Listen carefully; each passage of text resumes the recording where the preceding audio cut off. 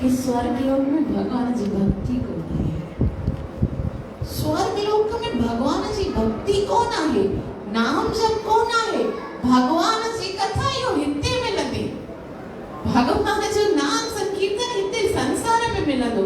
अरे जी अच्छा वो तो देवता है, चाहे तो कर सकते है ना। अगर उनके खबर भी आहे कि नाम जब एतरो इम्पोर्टेंट आहे तो भाई स्वर्ग में छो नथा करे सघन, करे सघन है ना। हर पृथ्वी ते अचण जी कहिड़ी आवश्यकता है। तॾहिं नारद मुनि चवनि था ॾिसो नाम जब ॿिनि हालतनि में नथो थी सघे, या भक्ति जेकी आहे ॿ कंडीशन में नथी थी सघे। हिकिड़ो जॾहिं सुख एक्सट्रीम लेवल ते हुजे, एक्सट्रीम लेवल माना एक्स्ट्रा हद खां ज्यादा जॾहिं असां सुखी हूंदासीं न तॾहिं नाम जप न थींदो, छो जो सुख में सिमरन केरु कंदो आहे, है ना। सुख हूंदो आहे, अयाशी हूंदी आहे, धन हूंदो आहे, वैभव हूंदो आहे, एॾो सभु जॾहिं अयाशी करण जो मौक़ो हूंदो आहे त भॻवान थोड़ी यादि ईंदो आहे। उन्हनि वटि कॾहिं बीमारी न थींदी आहे, उते कॾहिं एक्सीडेंट न थींदो आहे, उते कॾहिं बुढ़ापो न ईंदो आहे, उते कॾहिं मृत्यु न थींदी आहे, उते कोई प्रॉब्लम न आहे। उते केरु चवण वारो न हूंदो आहे, उते केरु असांखे रूल्स एंड रेगुलेशन थोपण वारो न हूंदो आहे। त पोइ उते जिते आनंद जेको सुख हूंदो आहे एक्सट्रीम लेवल ते हूंदो आहे, उते भॻवान यादि न ईंदो आहे। अच्छा ॿियो कहिड़ी जाइ ते भॻवान जो नाम यादि न ईंदो आहे, जिते ॾुख एक्सट्रीम लेवल ते हूंदो आहे, माना नरक में भी भॻवान यादि न ईंदो आहे। उते हेतिरी तकलीफ़ आहे, बसि ख़ाली ईअं लॻंदो आहे त तकलीफ़ खां छुटां। माना जीअं असां हिते थोरो बि कॾहिं भौतिक जगत में बि अनुभव कयूं, ॾंद में सूर हूंदो आहे न तॾहिं नाला जप न थींदी आहे, तॾहिं हेतिरी नंढी सी तकलीफ़ में ईअं लॻंदो आहे हे तकलीफ़ ख़तमु थिए त मां सही तरह सां जप कयां, है ना, ये प्रॉब्लम सॉल्व हो। जॾहिं एक्स्ट्रा मतलब खुशी होती है, शादी होती है या सेलिब्रेशंस हूंदा आहिनि, या हुनजी ये सेलिब्रेशंस ख़तमु थियनि त पोइ मां सुख सां नाम जप कयां। माना एक्स्ट्रा लेवल ते जॾहिं सुख हूंदो आहे तॾहिं बि नाम जप न थींदो आहे, ऐं एक्सट्रीम लेवल ते जॾहिं ॾुख हूंदो आहे। त स्वर्ग में एक्सट्रीम लेवल ते छा आहे, सुख आहे, त हुते नाम जप न थींदो आहे। ऐं नरक में ॾुख आहे। ही जेको पृथ्वी आहे न उते बैलेंस आहे, कभी सुख है कभी दुख है ना। कॾहिं कॾहिं असांजे जीवन में सुख ईंदो आहे थोड़ी देर लाइ, टेम्पररी, जंहिंखे असां सुख चवंदा आहियूं। वैसे भॻवान लिखियो आहे एकदम न सुख कोन आहे, लेकिन पोइ बि असांखे लॻंदो आहे कॾहिं सुठो लॻंदो आहे, कॾहिं मान, कॾहिं अपमान, कॾहिं सर्दी, कॾहिं गर्मी। त हिते कुझु बि न जेको आहे सो परमानेंट कोन आहे। हर शइ जेकी आहे सा टेम्पररी आहे। असांखे लॻंदो आहे कि अॼु सुख सुठो मिलियो आहे, साधन आहे, सुभाणे में बि असांजे पास न हुजे। और ॾिसंदा आहियूं संसार में केतिरा अलॻि अलॻि हादसा थींदा आहिनि। वॾा अमीर हूंदा आहिनि, राजा हूंदा आहिनि, सिरख बणिजी वेंदा आहिनि। सुठी खुशी वारी फैमिली हूंदी आहे जेकी ॾुखी थी वेंदी आहे, एक्सीडेंट थींदा आहिनि, नंढड़ा ॿार मरी वेंदा आहिनि, कंहिंजे पति जी, कंहिंजे पुत्र जी।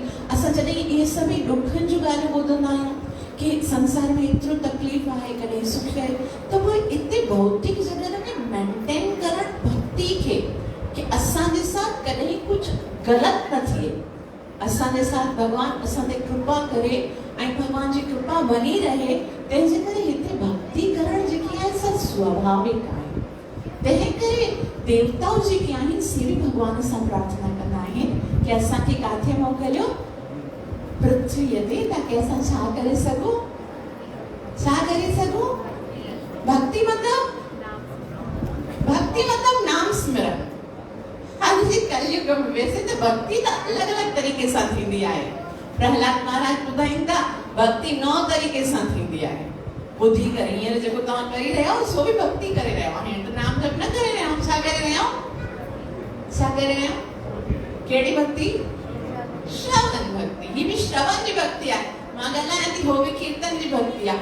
जेकॾहिं वेही करे भॻवान खे स्मरण कयूं, यादि कयूं न, उहा बि भक्ति आहे।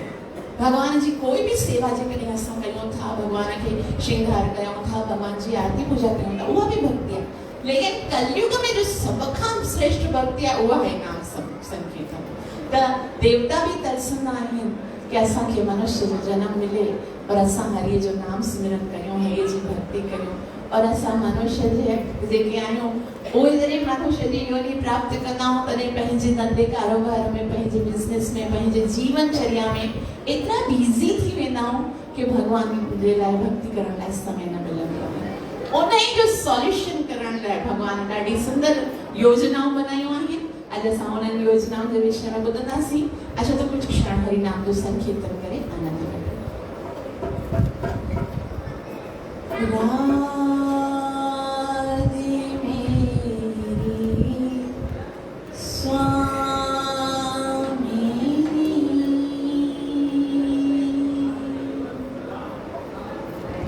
मेरा दिल खोला,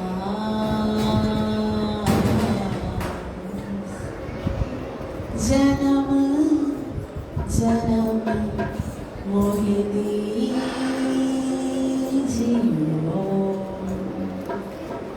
Shri Vrindavan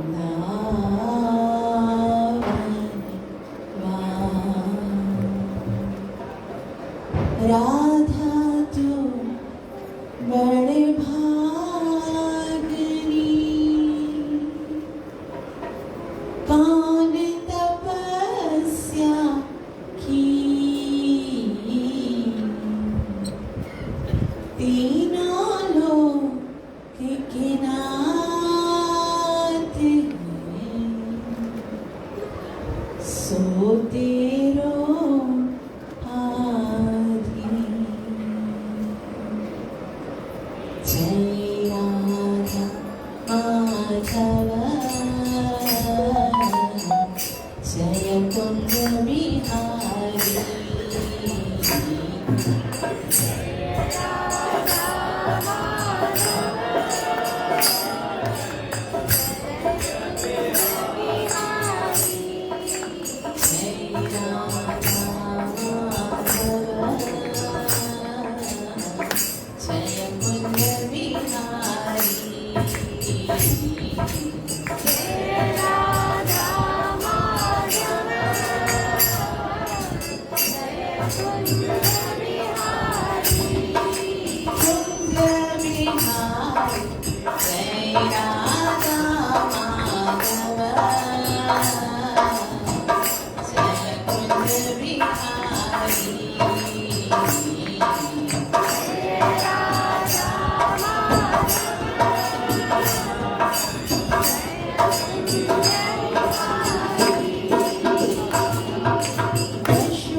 Yashodanandan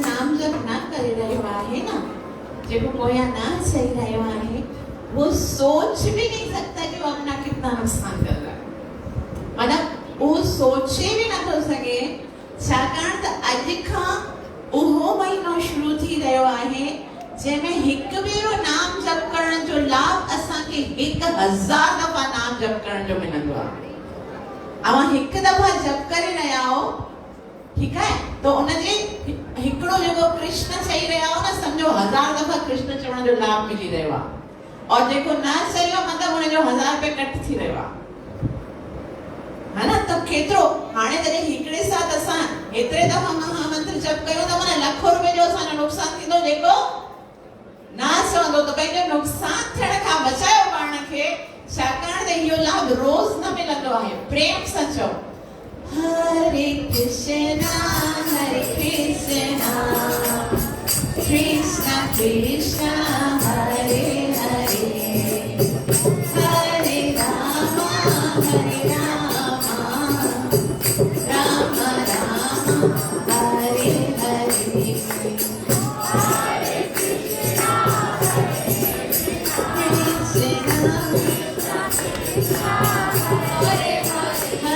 Hare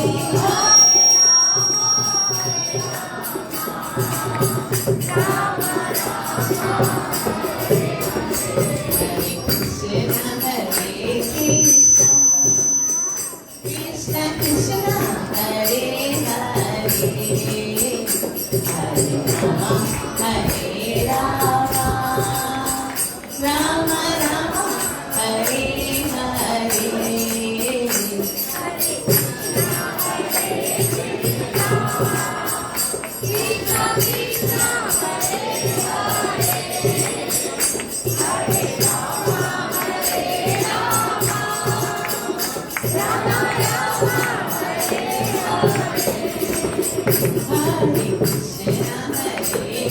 Krishna Krishna Krishna Krishna Hare Hare Hare Rama Hare Rama Rama Rama Hare Hare सभी जाओ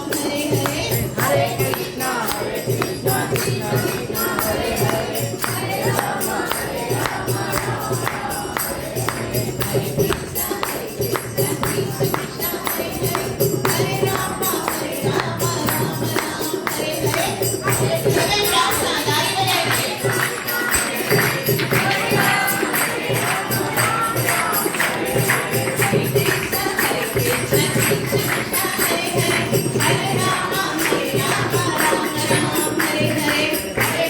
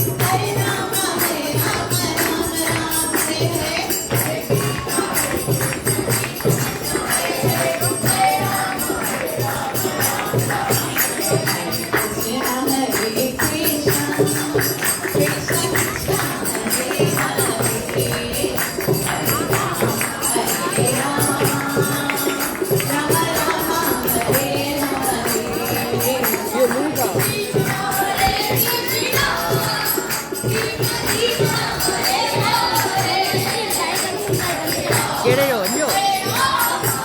अभी क्या था?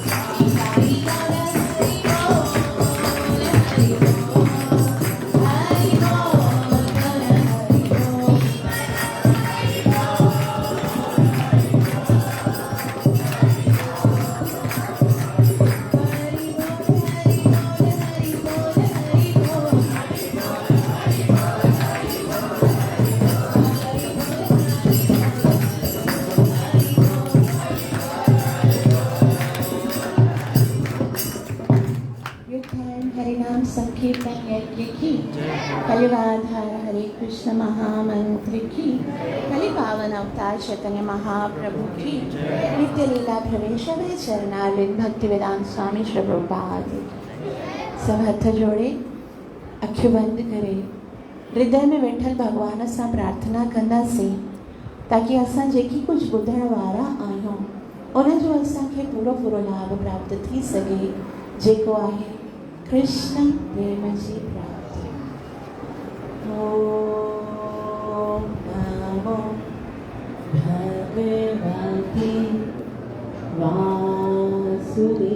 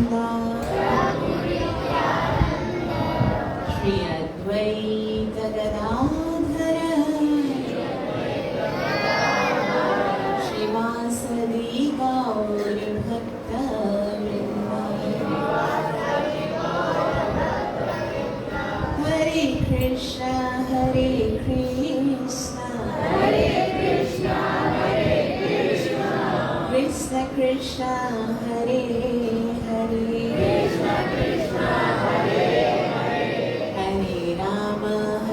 राम राम राम हरे हरे।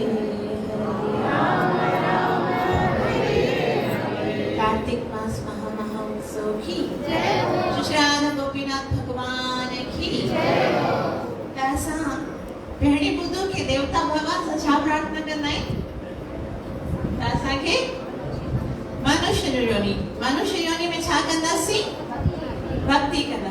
हाणे तव्हांजे ख्याल में छा आहे भगवान देवताउनि जी इहा ॻाल्हि ॿुधंदा हूंदा भगवान अना उन्हनि जी इहा ॻाल्हि स्वीकार कंदा हूंदा या न?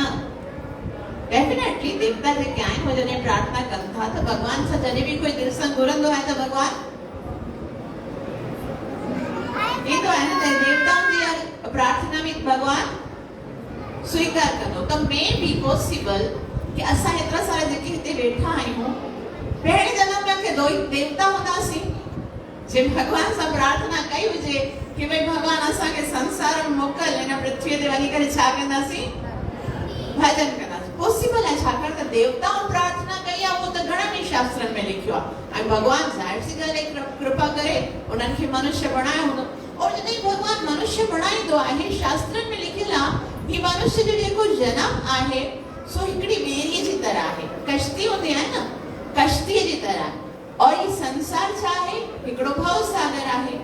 भव सागर खे तार करण जे लाइ कश्ती मिले वे मतलब 50% प्रॉब्लम सॉल्व सागर कश्ती आहे और सागर के पार करे सघूं था 50% प्रॉब्लम तो सॉल्व आहे। लेकिन हिकिड़ी ॻाल्हि अञा आहे कश्ती खे हलाइण वारो बि केरु घुर्जे। हाणे कश्ती अगरि मिली वई आहे त उनखे अगरि हलाइण वारो मल्लाह कोन आहे है ना कोई खेवट कोन आहे त पोइ त भव सागर पार न करे सघंदासीं। पोइ वरी भगवान चयो कि ठीक है मां इन्हनि खे कश्ती बि ॾिनी मनुष्य जो जनम ॾिनो लेकिन हाणे इन्हनि खे कोई न कोई कश्ती हलाइण वारो बि ॾियणो पवंदो। तंहिं करे भगवान असांजे सामने जेके आहिनि आचार्य जेके आहिनि आचार्य माना जेके पाण आचरण कंदा आहिनि कोई ॿुधाईंदा आहिनि कुझु ॿुधाए वठंदा आहिनि लेकिन आचार्य माना जेके पहिरीं गुरु परंपरा सां कुझु सिखंदा आहिनि कुझु नाम जप कंदा आहिनि रूल्स खे फॉलो कंदा आहिनि ऐं पोइ जॾहिं असांखे ॿुधाईंदा आहिनि त उन्हनि जो जेको ॿुधाइण आहे वही ॻाल्हि कोई भगत ॿुधाईंदो न तव्हांखे उनजो असर और उहा ई ॻाल्हि कॾहिं बि चेंज न थींदी आहे। ॻाल्हि हिकिड़ी हूंदी आहे हिते वेही करे उहो ई चवंदो भई भगवान जो नाम जप करियो भगवान जी भक्ति कयो मनुष्य बनायो लेकिन उहो ई अगरि उहा ई ॻाल्हि कोई परंपरा सां ईंदड़ जेको भगत असांखे ॿुधाईंदो आहे जेको वैष्णव परंपरा सां जुड़ियल हूंदो आहे जेको पाण नाम जप कंदो आहे जेको पाण रूल्स खे फॉलो कंदो आहे उन्हनि जी ॻाल्हि जो असर असांखे पहिरीं थींदो आहे। वरना कंहिंखे ख़बर कोन आहे त मांसाहार न करणु घुरिजे है न सभिनि खे ख़बर आहे कंहिंखे ख़बर न आहे त असांखे 4 ॾींहं जो लेकिन जॾहिं कॾहिं असां भक्त जो संग कंदा आहियूं त उहो ऑटोमेटिकली असांजे मन में अपराध जी भावना ख़तम थींदी आहे ऐं भगवान जे प्रति असांजो प्रेम वधंदो आहे। त भगवान सोचो हाणे जेके आचार्य आहिनि सिखी आहिनि उहे खेवट जी तरह आहिनि उहे असांखे इन भवसागर खां पार करण जे लाइ हिकिड़ा खेवट मिलिया आहिनि ऐं जेके शास्त्रनि जा आदेश आहिनि उहे वरी उहे जॾहिं असांखे ॾींदा आहिनि त उन्हनि जे द्वारा असां आसानी सां मतिलबु के ईअं सोचींदा आहिनि असां गुरू कयो बसि हाणे असांखे भॼन करण जी ज़रूरत कोन आहे। असांजे गुरु महाराज जेको हो कंहिं व्यक्ति खां पुछणु लॻो कि तव्हां जप कंदा आहियो माला जप कंदा आहियो त जो न मां त गुरू कयो आहे गुरू कयो आहे त माना जप छो न कंदा आहियो माला छो न कंदा आहियो असां भरमन में न ॾिगल आहियूं मतिलबु गुरू कयो आहे बसि हाणे गुरू वेठो आहे उहो तारींदो भरमन में असां फाथल कोन आहियूं त अच्छा चई पोइ तव्हां सुबुह जो उथी करे साधना कंदव भगवान जी पूजा कंदव न मां गुरू कयो आहे मां भरमन में न फाथल आहियां त चई पोइ अच्छा न तव्हां जेको आहे भगवान खे भोग लॻाए करे खाईंदा आहियो 4 ॾींहंनि जो पालन कयो जी महाराज हिकिड़ी ॻाल्हि मूंखे सम्झ में नथी अचे कि तव्हां छो मूंखे बार पुछो था हे कयो था मां गुरू कयो आहे काफ़ी न छा बसि मां गुरू कयो आहे ऐं गुरू पाण जेको करणो हूंदो सो करंदो बाक़ी मां बि तपस्या कयां गुरू छा कंदो तपस्या साधना गुरू पाण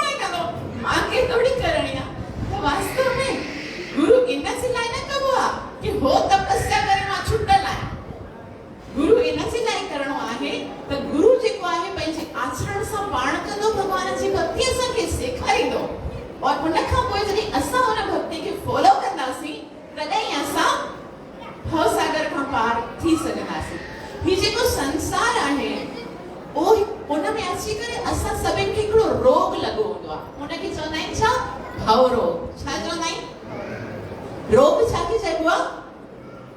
सिंधी में छा चवंदा आहिनि रोग खे?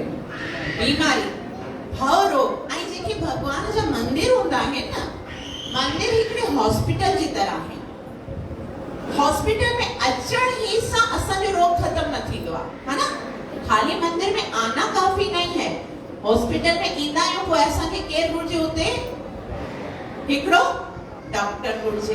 ऐं डॉक्टर भी खाली डॉक्टर से मुलाकात थी वञे उहो भी काफी कोन आहे। पोइ वरी डॉक्टर असांखे छा ॾींदो आहे?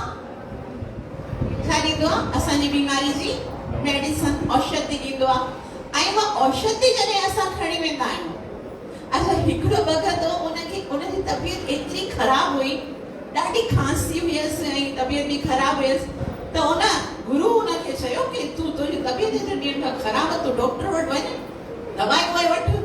उहो वीचारो शिष्य वियो, गुरुअ जी ॻाल्हि मञी करे डॉक्टर वटि वियो ऐं दवाई वरिताई। वरी हिकिड़े हफ़्ते खां पोइ वरी संडे जो सत्संग, उनजी तबियत अञा भी ज़्यादा ख़राब हुई। तोखे मां चयो डॉक्टर ॾे तपस दवाई वटि न वरिती? हाँ डॉक्टर वटि वियसि, दवाई हाँ वरिती। त चए पोइ तुंहिंजी तबियत छाजे लाइ अञा ताईं सही कोन थी आहे? तो दवाई वरिती हुई, दवाई पीती हुई? तो हुन चयो न दवाई पीती न हुई, उहा दवाई मां वरिती आहे, रखी आहे, लेकिन मां दवाई वरिती न। गुरु चवे थो तूं चयो आई छा? जेसिताईं तूं हुन दवाई खे खाईंदे न त तुंहिंजो रोग कीअं ख़त्म थींदो?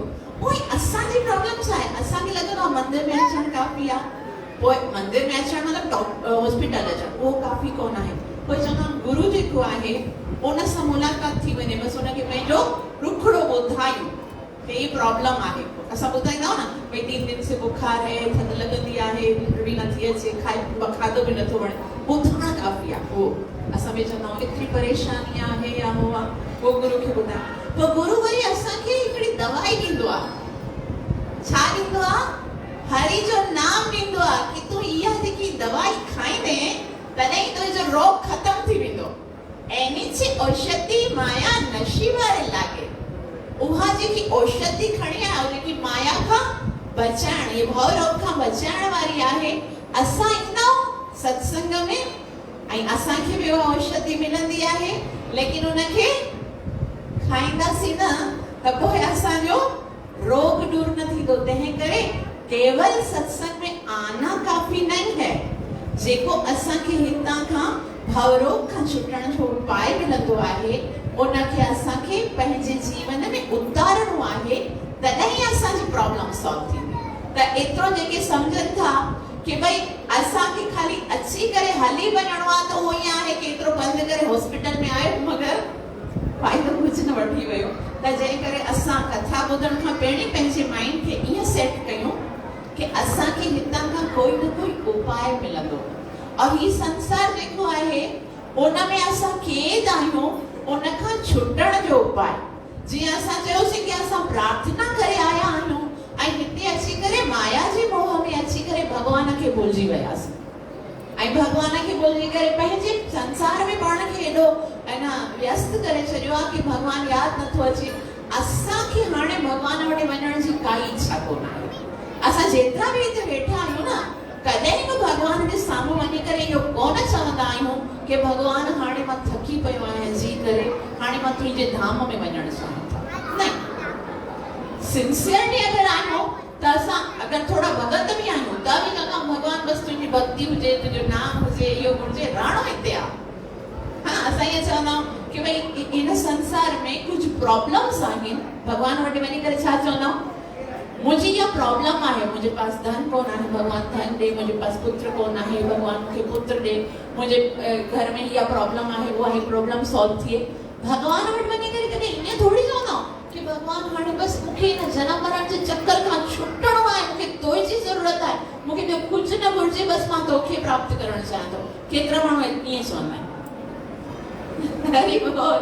असां जेसिताईं हिन संसार में हूंदा न त संसार जा जेके संबंध, अॼु अगरि भॻवान चवे न असांजे धाम में हल, हिते अची करे भॻवान चवे न कि मुंहिंजे धाम में हल, तॾहिं बि असांजे पास घणा ई एक्सक्यूज़ हूंदा आहिनि, हा न। असां चवंदासीं भई अञा ॿार नंढा आहिनि, विवाह कोन थियो आहे, अने हे गाला हे प्रॉब्लम हा हे करे भगवान खे थोड़ो तरस अने सही सुइटेबल समय कोन आहे और सुइटेबल समय करे जीवन पर न लगंदो ये कोन आहे कि असां सोचींदासीं हाणे ॾिसो अगर एतिरा ई विरक्त आहियूं त हिते छाजे लाइ वेठा वञूं न वृंदावन त भगवान जो घर आहे हिते इन करे वेठा आहियूं कि अञा असांजी मोह जी जेकी रस्सी आहे सा टुटी कोन आहे त सिंपल इहो आहे कि असांजे मन में भगवान खे प्राप्त करण जी एतिरी इच्छा कोन आहे जेतिरी भगवान जे मन में असांखे इन जन्म मरण जे चक्कर खां छुटाइण जी इच्छा आहे भगवान खे ज्यादा फिकर आहे असां ॾिसो असां जेकॾहिं कंहिं ख़तरनाक जगह ते वञूं जिते कर्फ्यू लॻल हुजे जिते बमबारी थींदी हुजे ऐं असांजा जेके माता पिता हूंदा आहिनि उहे केतिरो परेशान थींदा आहिनि कि मुंहिंजो जेको बच्चो आहे उहो कहिड़ी ग़लति जगह ते आहे न दुखी उन ॿार खां बि ज्यादा परेशानी कंहिंखे थींदी आहे माता पिता खे थींदी आहे उन ई तरह सां असां सभिनि खे भॻवान पंहिंजो संतान चवंदो आहे भगवान चवे थो पितामहस्य जगतो त ही जगत जेको आहे उन जे लाइ भगवान लिखी छॾियो अनित्यम सुखम दुखालयम ही दुखन सां भरियल जेको संसार आहे उते जॾहिं असां वेंदा आहियूं त भगवान हिन संसार जा माता पिता असांजे हिकिड़े जन्म जा हूंदा आहिनि ऐं भगवान असांजा जन्म जन्मांतर जा माता पिता आहिनि तंहिं करे भगवान खे घणी चिंता हूंदी आहे कि हाणे बसि कयो संसार जे चक्कर खां छुटी करे अचो मुंहिंजे धाम में ऐं इटरनल आनंद कयो ऐं उन जे लाइ भगवान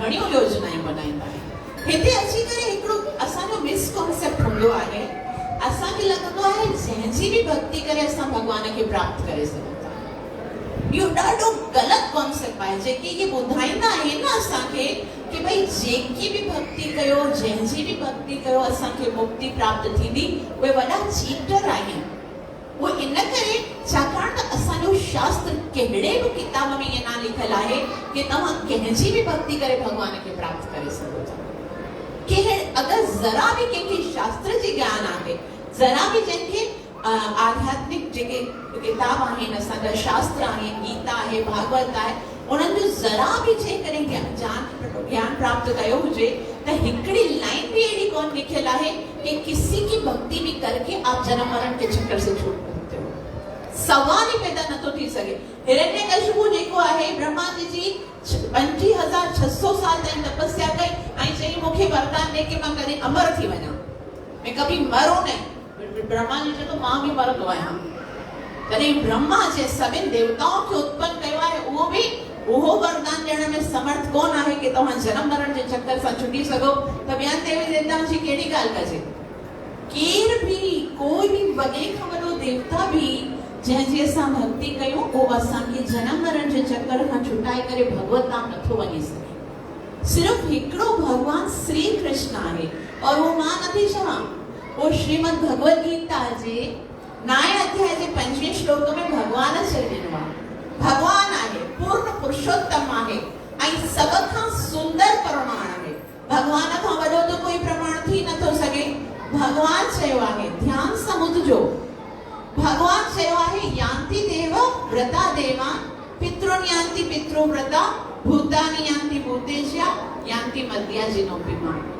देवताओं जी भक्ति कंदा देवताओं जे पास वेंदा पितरनि जी भक्ति कंदा पितरनि जे पास वेंदा ऋषि मुनियुनि जी भक्ति कंदा हिते वेंदा जेकॾहिं जिन भूतनि जी भक्ति कंदा उते वेंदा मुंहिंजे पास अचणो आहे जन्म मरण जे चक्कर सां छुटणो आहे उनजो हिकिड़ो ई उपाय आहे कंहिंजी भक्ति कयो कंहिंजी कयो भगवान के श्री कृष्ण जी जेकॾहिं असां श्री कृष्ण भगवान जी भक्ति कयूं था त ही असां जन्म मरण जे चक्कर खां छुटी सघूं था श्रीला प्रभुपाद जी हिकिड़ी ॾाढी सुंदर एग्जाम्पल ॾियनि था इन एनालॉजी सां असां सम्झी सघूं था साधारण जेको बिल्कुलु बेवकूफ़ माण्हू हूंदो न उहो सभु सम्झी सघे उन में श्रीला प्रभुपाद जी चवनि था जेकॾहिं तव्हां कोलकाता जो टिकट वठंदा त तव्हां मुंबई वञी सघंदा ज़ाहिर सी ॻाल्हि आहे जहिड़ी जाइ जो टिकट वरितो हूंदो उते वेंदा उन ई तरह सां भक्ति हिकु तरह सां टिकट वठणो आहे जॾहिं देवी देवता जी भक्ति कंदा हुते वेंदा ऐं काथे बि वञी करे जन्म मरण जो चक्कर न छुटंदो तंहिं करे अगरि असांखे जन्म मरण जे चक्कर खां छुटणो आहे अगरि असांखे न भवरोग खां पार करणो आहे भव सागर खे पार करे भगवत धाम वञणो आहे त हिकिड़ी ॻाल्हि पहिरीं पंहिंजे जीवन में सिखणी आहे, भक्ति करणी आहे त कंहिंजी करणी आहे? भगवान श्री कृष्ण जी करणी आहे। इन जो मतलब इहो बिल्कुल बिल्कुल बिल्कुल भी ना आहे त ॿियनि सभिनि जो असां अनादर करणु शुरू करे छॾियूं। उहे देवी देवता आहिनि, संत आहिनि या भक्त आहिनि, भगवान जी जेर बि आहिनि, उन्हनि खे प्रणाम कयूं, उन्हनि जो आदर कयूं ऐं उन्हनि खां बि जेकॾहिं असां वरदान वठूं था त इहो वठूं कि असांखे आसीस कयो त हाणे भगवान श्री कृष्ण जी भक्ति करे पंहिंजो मनुष्य जीवन सफल करे सघूं। इहो ई सिर्फ देवताउनि जे पास अगर वञूं था इन मोटिव जे साथ, अगर देवताउनि खे असां भगवान समझी करे भक्ति कयूं था उन्हनि जी, त पोइ असां ग़लति आहियूं। लेकिन जेकॾहिं इहो सोचे करे वञूं था कि उहो देवता आहिनि, वॾे उच्च स्थितीअ ते आहिनि, उन्हनि खां आशीर्वाद वठूं त असां भगवान जी भक्ति करे सघूं त सरल आहे। असां उन्हनि जे आशीर्वाद सां भगवत प्राप्ति भी करे सघूं था। त हिकिड़ी ॻाल्हि कि असांखे भगवान श्री कृष्ण जी भक्ति करणी आहे और भगवान श्री कृष्ण एतिरियूं योजनाऊं बनाईंदा आहिनि पंहिंजे भक्तनि खे, मनुष्यनि खे पंहिंजे पास वठी अचण जे लाइ। ऐं कहिड़ियूं कहिड़ियूं योजनाऊं बनाईंदा आहिनि भगवान श्री कृष्ण जेके आहिनि, उहे सोचींदा आहिनि कि कहिड़े तरीक़े सां मां इन्हनि खे वठी अचां। त भगवान कॾहिं पाण ईंदा आहिनि, कॾहिं कंहिं भक्त खे मोकिलींदा आहिनि हिन संसार में, कॾहिं वरी शास्त्रनि खे मोकिलींदा आहिनि, कॾहिं तुलसी महारानी जे रूप में ईंदा आहिनि। त इन्हनि खे जेके मनुष्य मुंझियल आहिनि उन्हनि खे मुंझी और आकर्षण उत्पन्न हो। लेकिन असां पोइ बि ध्यानु न ॾींदा आहियूं त भई भगवान छा था कनि। हाणे ॾिसो, जॾहिं असांखे इन संसार में मनुष्य जो जीवन मिलंदो आहे त मनुष्य जो जीवन जेको आहे ॿियनि सभिनि योनियुनि खां मथे आहे। ख़बर आहे न इहो सभिनि खे? ॿियूं सभई जेके 84 लख योनियूं आहिनि उन्हनि में श्रेष्ठ कहिड़ी योनी आहे? मनुष्य जी योनी हूंदी आहे। हाणे अगर असांखे कोई श्रेष्ठ शय मिली आहे, कोई श्रेष्ठ पद मिलियो आहे, उन जो मतलब असांजो कर्तव्य भी कोई है ना श्रेष्ठ हुजणु घुरिजे। जीअं असां ॾिसंदा आहियूं कि हिन ऑफिस में कुछ क्लर्क्स हूंदा आहिनि, कुछ ऑफिसर्स हूंदा आहिनि, कुछ मैनेजर्स हूंदा आहिनि। मैनेजर्स खे पद वॾो मिलियो आहे, हिन जो मतलब उन्हनि जी रिस्पॉन्सिबिलिटीज़ भी वधी आहिनि न। उन तरह जेके संसार में नंढा नंढा योनियूं हूंदियूं आहिनि उन्हनि जे मथां कोई रिस्पॉन्सिबिलिटी कोन आहे। लेकिन मनुष्य खे छाकाणि त भगवान पंहिंजो जहिड़ो स्वरूप ॾिनो आहे, तंहिं करे मनुष्य जी इहा रिस्पॉन्सिबिलिटी आहे कि उहो भगवान जी भक्ति करे। तंहिं करे मनुष्य जेकी पूरो ॾींहुं आहे, दिनचर्या आहे, उन में असांखे ईअं बैलेंस करणो आहे कि भगवान जी भक्तिअ जे लाइ पूरो पर्याप्त समय कढणो आहे। पर्याप्त माना घणा घंटा हूंदा आहिनि हिकिड़े ॾींहं में? 24 घंटा हूंदा आहिनि। उन मां 8 घंटा जेके हूंदा आहिनि से पंहिंजे शरीर खे ॾियणा हूंदा आहिनि। मनुष्य वञा सारे संसार में शरीर स्वस्थ हूंदो तॾहिं असां ॿियो कोई कार्य कंदा। 8 घंटा शरीर खे, उन में सभु कुझु शरीर जो करणो आहे। उन में सुम्हणो भी आहे, खाइणो भी आहे, स्नान भी करणो आहे, जेके पंहिंजे शरीर जे लाइ जेके योगा करणो आहे, जो भी करणो आहे। 8 घंटा तव्हां जाने तव्हां उन्हनि खे कीअं था यूटिलाइज करो। 8 घंटा जेके आहिनि से धंधे कारोबार लाइ, बिज़नेस भी करणो आहे, अर्निंग भी करणी आहे, छाकाणि त संसार में हलणो आहे। 8 घंटा कंहिंजे लाइ? शरीर जा ऐं शरीर जे संबंधनि जे लाइ।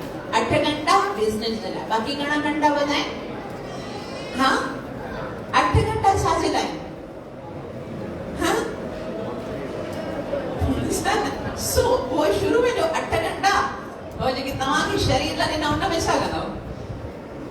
उसमें क्या करोगे?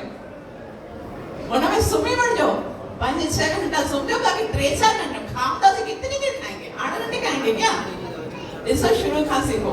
8 घंटे कहते लाए पंहिंजे शरीर लाइ, उसमें ही सोना है, उसमें ही खाना है, उसमें ही स्नान करना है, उसमें ही सारे संबंधों के साथ जोड़ करना है, ठीक है? बाकी जेके 8 घंटा हुए बिजनेस कारोबार में, बाकी जेके 8 घंटा बता से कहते ला हरे कृष्णा कृष्ण कृष्ण हरे हरे, हरे राम असांजी प्रॉब्लम छा आहे? शरीर खे अनलिमिटेड टाइम ॾियणो आहे। बिजनेस जे टाइम में असां केतिरो बि वधाइण चाहियूं, उन में कोई बि है ना हर्ज कोन्हे। कस्टमर आयो आहे, भले राति ताईं वेठो हुजे, बेईमानी किथे थींदी आहे? पोइ जेके 8 घंटा भॻवान जे लाइ न उहे बेईमानी में वेंदा आहिनि। अॼु टाइम कोन मिलियो तंहिं करे माला न कयो। बाक़ी खाधे पीते लाइ टाइम कढंदा आहियूं, सुम्हण लाइ टाइम कढंदा आहियूं, बिजनेस लाइ टाइम कढंदा आहियूं। टाइम न कढंदा आहियूं त कंहिंजे लाइ? 8 घंटा भॻवान लाइ रखणा आहिनि, लेकिन ना असां त एतिरा बेईमान आहियूं कि भॻवान जे हिन टाइम में पूरी तरह सां बेईमानी करे ॾेखारियूं। भई भॻवान चयो चलो ठीकु नथा कनि कोई ॻाल्हि कोन्हे, जीअं असांजो को ॿार बिगड़ियल हुजे त छा कयूं हाणे, भई भॻवान चयो ठीकु आहे नथा कनि, सॼे 12 महीननि में नथा कनि त भॻवान चतुर्मास ॾिनो आहे। चातुर्मास हूंदो आहे न, चौमासो चवंदा आहिनि। चौमासो कीअं हूंदो आहे? श्रावण, भाद्रपद, अश्विन और कार्तिक। भगवान जो चलो ठीक है सॼो साल न करे सघो, 12 महीना न कयो, 8 महीना छॾियो ऐं 4 महीना कयो बि त बि तव्हांजे लाइ पूरो आहे। अगरि 4 महीने में साधना पूरी कंदासीं त भगवान असांखे पूरे साल जो लाभ ॾेई ॾींदा। ऐं हाणे 4 महीना जेको श्रावण, भाद्रपद, अश्विन उहे बि जॾहिं थींदा आहिनि तॾहिं 3 महीना ईअं गुज़री वेंदा आहिनि। कल से शुरू करेंगे, कल से शुरू करेंगे, कल से शुरू करेंगे, ईअं कंदे कंदे बेईमानी वधंदी आहे। कोई भगवान जो चलो ठीक है ये 4 महीना भी न करे सघिया, कोई ॻाल्हि। हाणे ये 3 महीना खत्म थिया, अॼु खां 4थो महीनो शुरू थियो आहे जंहिंजो नालो आहे, कहिड़ो नालो आहे? हाणे ॾिसो के माण्हू चवंदा आहिनि कार्तिका, के चवंदा आहिनि कार्तिका, के चवंदा आहिनि ठीकु आहे न। त नालो जेको आहे हिन जो वास्तव में कार्तिक मास आहे। कार्तिक मास कीअं आयो आहे? छाकाणि त ॿिया जेके महीना आहिनि हाणे ॿिए महीननि में ऐं हिन महीननि में ॾाढो डिफरेंस आहे।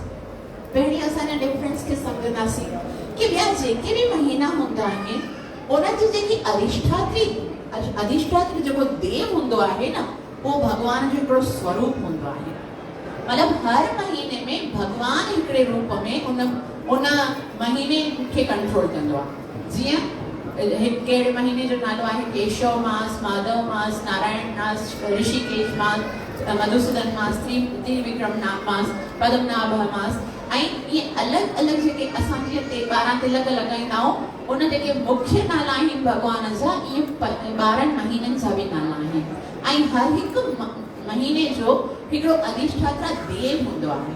लेकिन इहो जेको कार्तिक मास हूंदो आहे उहो के भगवान जे स्वरूप जे नाले सां न आहे, बल्कि भगवान जी जेकी आह्लादनी शक्ति आहे, वृषभानु जी जेकी दुलारी आहे, लाडली श्रीमती राधा रानी आहे, उन जे नाले सां इहो महीनो आहे। श्रीमती राधा रानी की हाणे छा फ़र्क़ु आहे श्रीमती राधा रानीअ में? श्रीमती राधा रानी भगवान जे करुणा जो स्वरूप आहे। यानी भगवान जे अंदर जेकी करुणा आहे उनखे जेकॾहिं असांखे ॾिसणो आहे त श्रीमती राधा रानी जे रूप में। त जीअं श्रीमती राधा करुणा वसाइण वारी आहे त उनजो जेको महीनो आहे उहो बि करुणा वसाइण वारो आहे। माना अनलिमिटेड छप्पड़ मार के मिलेगा। थोड़ी सी भक्ति जो भी करोड़ों दफा ज्यादा लाभ मिलण वारो आहे, छाकाणि त ही कार्तिक जो महीनो आहे। श्रीमती राधा रानी जी माता जो नालो कहिड़ो आहे? कीर्तिदा माता जी। कीर्तिदा माता जी जीअं भगवान श्री कृष्ण जे पिता जो नालो छा आहे? भगवान श्री कृष्ण जे पिता जो नालो कहिड़ो आहे? वासुदेव। तंहिं करे भगवान श्री कृष्ण खे असां छा चवंदा आहियूं? ओम नमो भगवते वासुदेवाय। तो वसुदेव जो पुट हुजण जे कारण भगवान जो नालो वासुदेव आहे। उन ई तरह कीर्तिदा माता जी पुत्री हुजण जे कारण श्रीमती राधा रानी जो नालो आहे कीर्तिका। कार्तिका भी चवंदा आहिनि, कीर्तिका भी चवंदा आहिनि। त उन्हीअ जे करे श्रीमती राधा रानी जे नाले सां इन महीने जो नालो भी रखियो वियो आहे कार्तिक मास। त सिंधीअ में असां कारकत भी चवंदा आहियूं, कत्ती भी चवंदा आहियूं। ऐं वैसे हिंदीअ में टिपणनि में जेकी हिंदी उन में इन जो नालो रखियो आहे कार्तिक मास। ऐं इहो कार्तिक मास एतिरो लाभदायक आहे कि ॿियनि महीननि में असां जेतिरी भक्ति जहिड़ी भी भक्ति कंदा आहियूं उनजो जेतिरो लाभ मिलंदो आहे, इन महीने में बिल्कुलु ज़रा सी थोड़ी सी भी भक्ति कंदा आहियूं उनजो अनलिमिटेड लाभ मिलंदो आहे। तंहिं करे अगरि असां हिन संसार में अची करे 12 महीने ताईं कुझु न भी करे सघियासीं, कोई नाम जप, कोई सेवा साधना न भी करे सघियासीं, त बि भगवान जो तो कोई फिकर न करण जरूरत कोन आहे। हाणे मां कार्तिक जे रूप खे प्रकट कयो आहे। इन कार्तिक महीने में तव्हां थोड़ी थोड़ी भक्ति करे सॼे साल जी भक्ति खे अर्जित करे सघो था। तंहिं करे इन समय इहो जेको समय आहे न ॾाढो महत्वपूर्ण आहे। हाणे जेको हिकिड़ो मिंट गुज़रण वारो आहे न, उहो हिकिड़ो मिंट जेको आहे सो असांजे लाइ एतिरो लाभदायक आहे। असां इन हिकिड़े क्षण में केतिरो कुझु प्राप्त करे सघूं था। ईअं करे आयुष्य क्षण एकोपि स्वर्ण कोटि न लभ्यते। चाणक्य पंडित ईअं चयो आहे, आयुष्य अगरि असांजी उमिरि जो हिकिड़ो क्षण बि निकिरी वञे त बि 1000 करोड़ रुपए ॾियण खां पोइ बि उहो वापसि नथो अची सघे, छाकाणि त उहो गुज़री वियो आहे। जॾहिं नॉर्मल लाइफ जी बि एतिरी इम्पोर्टेंस आहे, तंहिं करे हाणे जेको कार्तिक महीनो आहे उन में हिकिड़े क्षण जी केतिरी महत्व हूंदी। तंहिं करे हाणे जेको आहे इन महीने में असांखे पंहिंजे जेको शेड्यूल आहे उनखे अहिड़ी तरह सां बणाइणो आहे कि असांखे सिंसियर ऐं सीरियस थी करे भॻवान जी भक्तीअ में लॻणो आहे। इहो असांजे लाइ सभ खां लाभदायक आहे। ये चवंदा आहिनि जीअं सेल लॻंदी आहे न, कोई यूटिलिटी स्टोर हुजे, कोई सुपर मार्केट हुजे, उते सेल कीअं लॻंदी आहे कि भाई किथे 20% जी सेल लॻंदी आहे, किथे 50% लॻंदी आहे, किथे 70% लॻंदी आहे, ऐं किथे छा हूंदो आहे buy one get one free. लेकिन किथे अगरि अहिड़ी सेल लॻी हुजे, हिकदमि ब्रांडेड माल हुजे ऐं उते इहा लॻल हुजे, तव्हां अचो ऐं लूटे वञो बसि, आ जाओ और लेके जाओ बस, त असां छा खणी वेंदासीं? नंढी कोई शॉपर खणी वेंदासीं, वॾा कट्टा खणी वेंदासीं कि भई जेतिरो विझणो आहे हुन में विझी अचो न। उन ई तरह सां इन महीने में असांखे छा करिणो आहे? एतिरो जेतिरो लूटे सघो था लूटे वठो, जेतिरो करे सघो था एतिरो।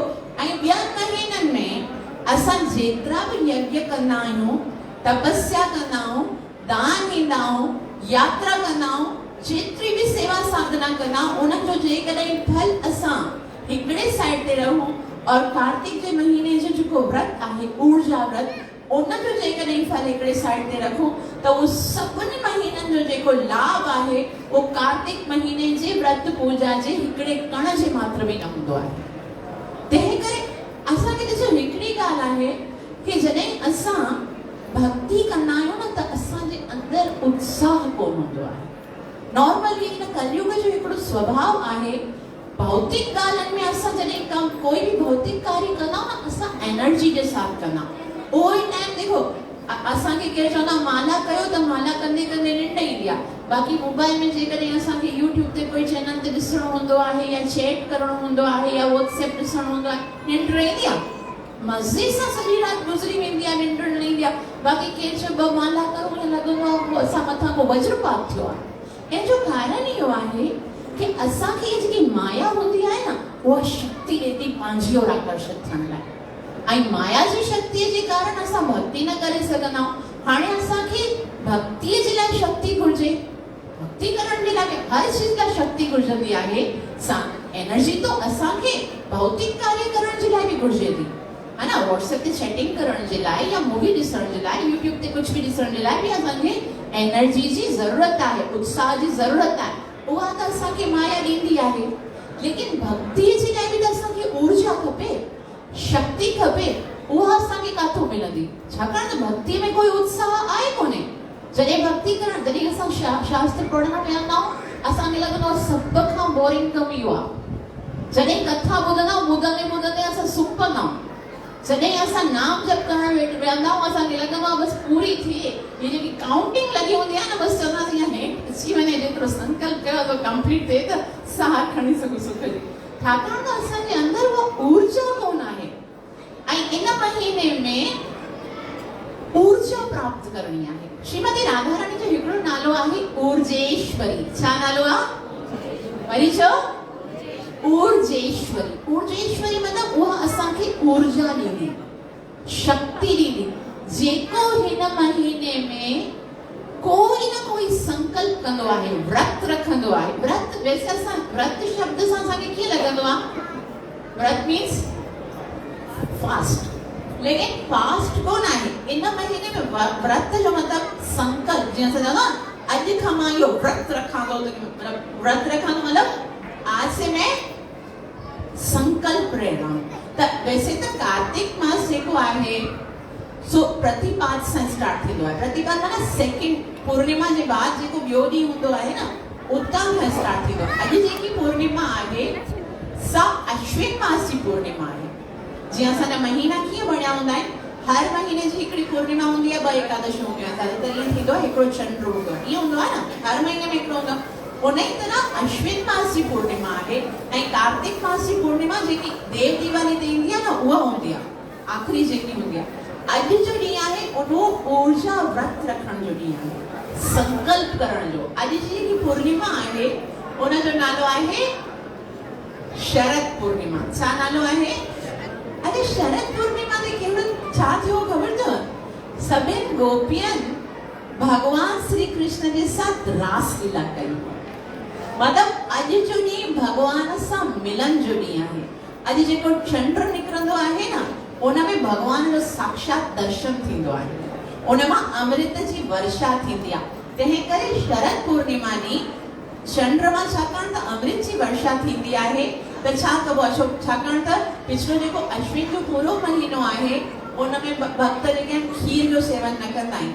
पोइ अॼु जे ॾींहुं खीर बनाए करे भगवान जे लाइ उहा चंड जे रोशनीअ जे हेठि रखबी आहे ऐं ज़्यादातर भक्त जेके आहिनि चंद्रमा जी रोशनीअ में वेही करे नाम संकीर्तन कंदा आहिनि, सॼी राति भर तक हरि नाम जो जप कंदा आहिनि ऐं उहा जेकी आहे अमृत जी वर्षा जंहिंखे प्राप्त थींदी आहे उन जे शरीर में कॾहिं कोई रोग न ईंदो आहे।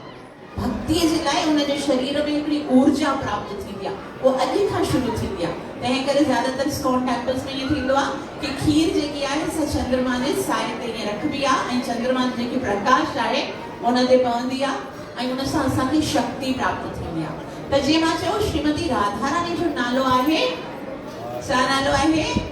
ऊर्जेश्वरी। ऊर्जेश्वरी राधा रानी असांखे भक्तीअ जे कार्य करण जी हिकिड़ी शक्ति प्रदान कंदी आहे। तंहिं करे तव्हां ॾिसो, ॿियनि महीननि में अव्हां जेको संकल्प कंदा आहियो न, उहो जल्दी टुटी वेंदो आहे।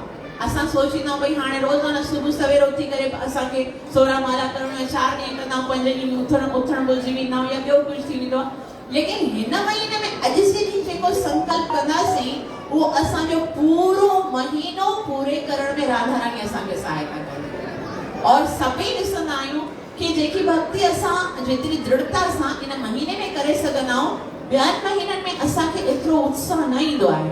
तंहिं करे अॼु जो आहे असांखे पंहिंजे हृदय में हिकिड़ो संकल्प करणो आहे कि इन महीने में असांखे इहे कार्य करण। संकल्प कहिड़ा करे सघूं था उहो असां बाद में ॿुधासीं, लेकिन हिकिड़ी ॻाल्हि ॿुधणी आहे, सम्झण जी इहा आहे कि व्रत जेको कार्तिक व्रत आहे, जेको ऊर्जा व्रत आहे, सो सभिनि खे रखणो आहे। कोई हिकिड़ो व्यक्ति भी अहिड़ो न हुजे जेको कोई संकल्प ना करे।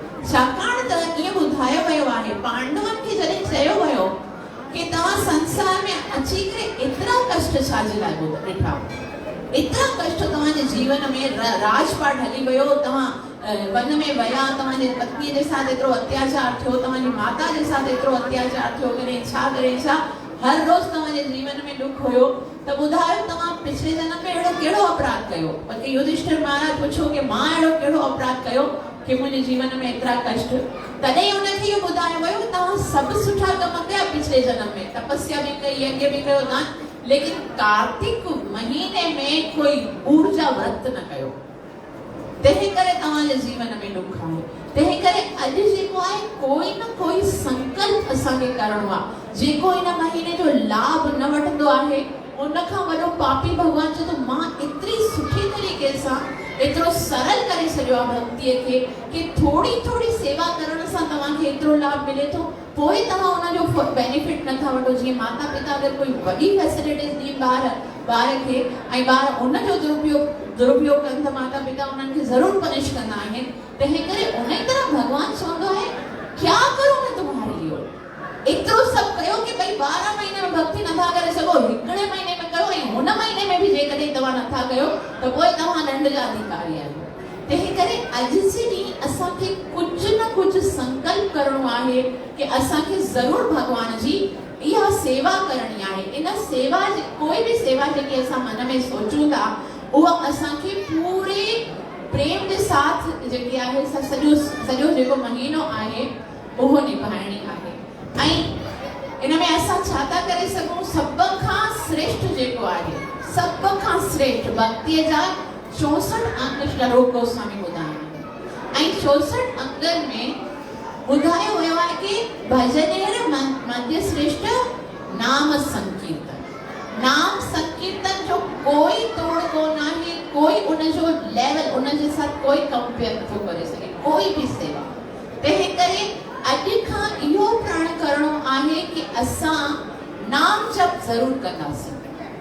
जेके नाम जप नथा कनि, अॼु ताईं जे न कयो आहे, पंहिंजे साथ जेको ज़ुल्म कयो आहे, अॼु खां पोइ उन ज़ुल्म खे ख़त्म कयो ऐं अॼु इहो संकल्प कयो कि आज से मैं कम से कम 4 माला ज़रूर करूंगा। कम से कम 4 माला असांखे ज़रूरी करणी आहे हिन कार्तिक महीने में। जेके ज़्यादा करे सघनि था उन्हनि खे जस आहे, जेके पहिरीं खां ई 16 कनि था से 18 करे सघनि था, 20 करे सघनि था, 25 करे सघनि था, 30, 32, 60, 64 जेतिरा करे सघो था। लेकिन जेके नथा कनि से कम 4 माला का शुरू करो। जेकॾहिं असां इन महीने में भी नाम जप न कयो न, पोइ त ईअं आहे कि असांखे भगवान जेके आहे सा वर्षा कई आहे कृपा जी और असां छतरी खणी करे बीठा आहियूं कि ना असांखे तुंहिंजी कृपा नथी खपे। तंहिं करे अॼु और अहिड़ो कोई भी शास्त्र कोन आहे जेको असांखे ॿुधाए सघे कि हरिनाम खां सवाइ भी असांजो मोक्ष जो कोई ॿियो तरीक़ो आहे। कोई भी शास्त्र, कोई भी गुरु, कोई भी आचार्य अगर तव्हांखे चवे थो, हिते कथा ॿुधाइण वारो कोई भी अचे और अगर चवे कि हरिनाम जे जप खां सवाइ भी तव्हांजो उद्धार थी सघे थो, त सभ खां वॾो धोखेबाज़ आहे। कहिड़ी किताब में न लिखियल, सब जाइ ते इहो लिखियल आहे, कलयुग केवल नाम आधारम, कलैव नास्तैव नास्तैव नास्तैव गतिरन्यथा। कलयुग में हरे नाम एव केवलम। तो जेको पहिरियों संकल्प आहे सो छा आहे कि असांखे इन महीने में जेतिरी पहिरीं नाम जप कंदा आहियूं उनजी क्वांटिटी में इंक्रीमेंट करणी आहे। थोड़ो बहुत असांखे करणो ई आहे। जेको न कंदा आहिनि उहे कम से कम, और अॼु असां हिते माला खणी आया आहियूं, जंहिंजे पास माला कोन आहे उन्हनि सां हथ जोड़े करे प्रार्थना आहे कि जरूर माला वठो और अॼु खां ई संकल्प कयो, राधा रानी तव्हांजे उन संकल्प खे अवश्य पूरो कंदी।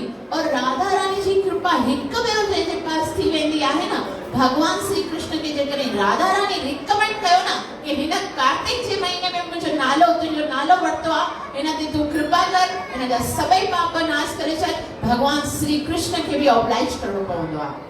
भगवान श्री कृष्ण श्रीमती राधा रानी जी ॻाल्हि नथो कॾहिं बि टाळे सघे। असांजे अंदरि केतिरा बि पाप हुजनि, केतिरा ई अपराधी हुजूं, केतिरा ई पतित हुजूं, भले असां केतिरे ई जन्मनि ताईं अपराध कया आहिनि, लेकिन केवल इन कार्तिक जे महीने में अगर असां नाम जप कंदा आहियूं त असांखे एतिरो लाभ मिलंदो आहे जेको असां कॾहिं तसवुर बि नथा करे सघूं। तंहिं करे पहिरियों संकल्प अॼु असां सभिनि खे वठणो आहे कि असांखे छा करणो आहे, छा करणो आहे? हरे कृष्ण कृष्ण कृष्ण हरे हरे, हरे राम राम राम हरे।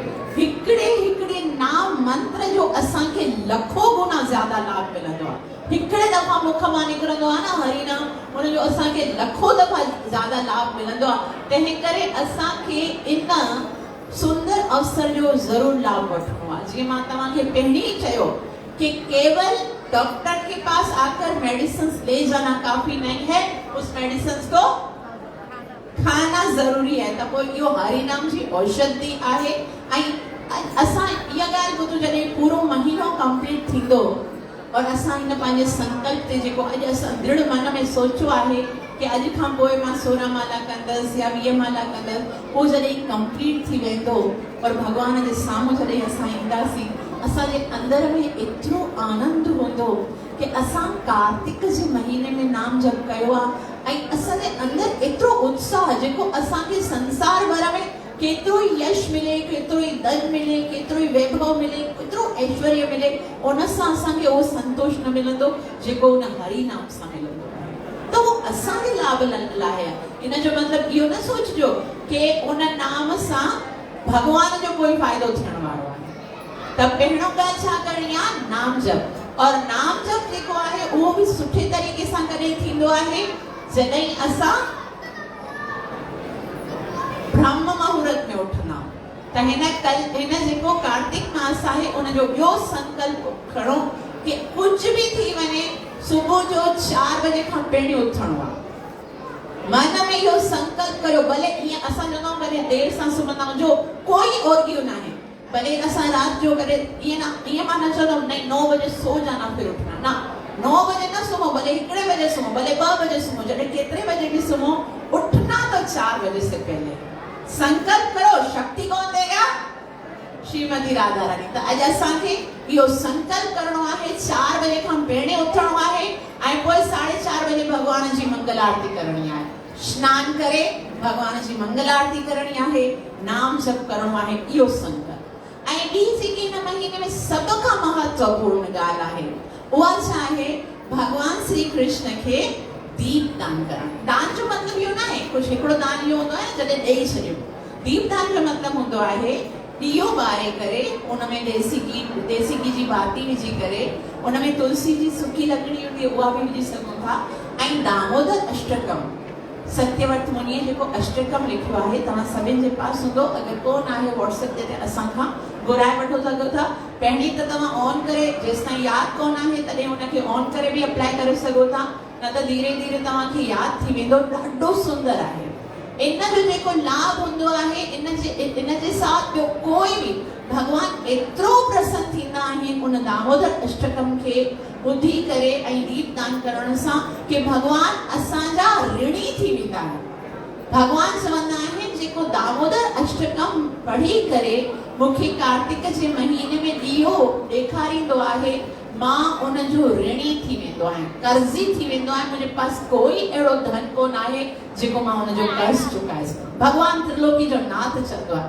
तंहिं करे इहो संकल्प करणो आहे कि सुबुह जो और शाम जो 2 टाइम भगवान श्री दामोदर जेको भगवान आहे उनजे चरणनि में 4 दफ़ा, उनजे पेट ते 2 दफ़ा, उनजे मुखमंडल ते 3 दफ़ा ऐं 7 दफ़ा भगवान जे पूरे शरीर ते दीप दान करणो आहे। इहो संकल्प असांखे करणो आहे।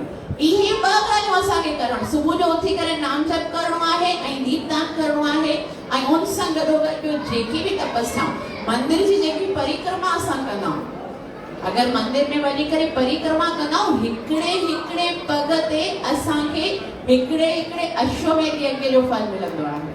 कोई सस्ती ॻाल्हि कोन आहे। अगरि असां 100 अश्वमेध यज्ञ कंदा आहियूं त सम्झो असांखे इंद्र जो पद मिलंदो आहे। ऐं मंदिर जी परिक्रमा में असां केतिरा यज्ञ करे वठता त इंद्र जहिड़ा देवता बि दास बणिजी करे सेवा करण जे लाइ तयार हूंदा आहिनि। तंहिं करे थोड़ी भक्ति असांखे घणो लाभ ॾींदी आहे। असांखे संकल्प करणो आहे ऐं ॿियो छा करणो आहे? असांखे इहो संकल्प करणो आहे कि इन महीने में ॿाहिरि जो कुझु न आहे खाइणो, छाकाणि त जहिड़ो अन्न हूंदो आहे अहिड़ो असांजो मन बणिजंदो आहे। जेकॾहिं असांखे भक्ति में अॻियां वधणो आहे त पहिरीं पंहिंजे अन्न खे ॾिसूं, जेको भोजन असां खाई रहिया आहियूं उहो घर में प्रेम सां बनाए करे भगवान खे भोग लॻाए पोइ खाइणो। वैसे तो चलो पिज़्ज़ा बर्गर पार्टी शार्टी हले तो, लेकिन हिन महीने में बिल्कुल भी ना बाहर जो कुछ नहीं खाणो आहे। हे जेके खाईंदा आहियूं न स्लांटी ये चिप्स वो कुछ भी नहीं, सिर्फ उहो ई खाईंदासीं जेको घर में बणियल हूंदो ऐं भगवान खे ऑफर थियल हूंदो। इन सां छा थींदो आहे? उन सां असांजा विचार शुद्ध थींदा आहिनि। प्रसाद भगवान जो जेको खाधो आहे उन सां विचार शुद्ध थींदा आहिनि। त ईअं असांखे करणो आहे ऐं जेतिरो पॉसिबल हुजे इन महीने में दान ॾियणो आहे। छाकाणि त जेको धन हूंदो आहे उहो जेको आहे अपवित्र हूंदो आहे ऐं उनखे प्योर करण जे लाइ असांखे दान ॾियणु घुरिजे। जीअं मन जेको आहे सो तॾहिं पवित्र थींदो आहे जॾहिं असां मंत्र जप कंदा आहियूं। तन जेको आहे सो तॾहिं पवित्र थींदो आहे जॾहिं असां तपस्या कंदा आहियूं। और कलयुग में सब खां वॾी तपस्या कहिड़ी आहे ख़बर अथव? सुबुह जो उथी करे नाम जप करणु। ऐं धन असांजो तॾहिं पवित्र थींदो आहे जॾहिं उहो भगवान जी सेवा में लॻंदो आहे। त ॿियो असां कुझु न बि करे सघूं, इहो संकल्प करे वञो अॼु खां कि इहे सभु कार्य त असांखे करणा आहिनि। छा करणो आहे?